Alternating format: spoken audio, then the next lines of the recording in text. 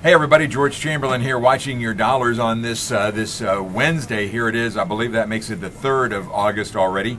Another big down day yesterday, the biggest day we've had in this correction, down 266 points on the Dow Jones Industrial Average.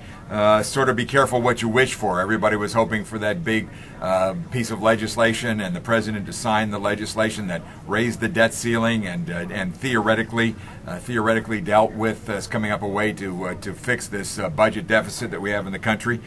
When the president signed it, that's almost when we started to see things fall apart. We got a disappointing report on the manufacturing industry. Just a number of things happened, and it was a down day, and it just kept getting worse as the day wore on.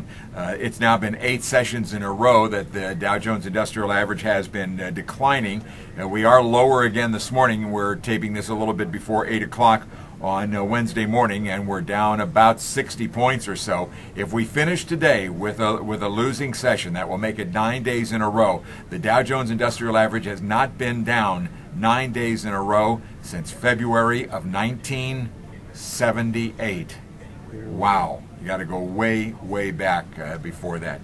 So it's been a long time, and let's hope we don't see that, but it doesn't. There's nothing out there to get people too excited to go out and buy stocks. A couple of employment reports out this morning, and we have nothing but jobs news to focus on now.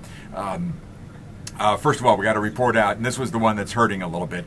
Announced layoffs by U.S. companies. It's not official. People haven't lost their jobs, but these are companies announcing plans to lay off people in the future. The number came in above 66,000, and that's the biggest number we've seen in 16 months.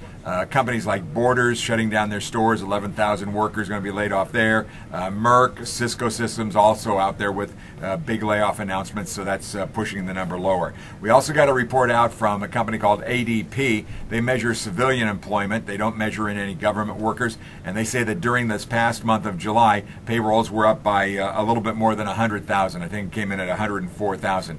Again, a decent number. Last month, they were way off. They said payrolls were going to be up by 175,000, and then on Friday, when the government issued its official report, the number was just 38,000. So this is a number that can be way off the mark in a number of different ways. So with all of that going on, it's another tough day. We've got oil prices down this morning. We're just a little bit above $92 a barrel, so that the run-up we've seen in gas prices could be coming down here in the not too distant future. So we'll keep an eye on all of that, as we always do, watching your dollars. I'm George Chamberlain. Have a good one.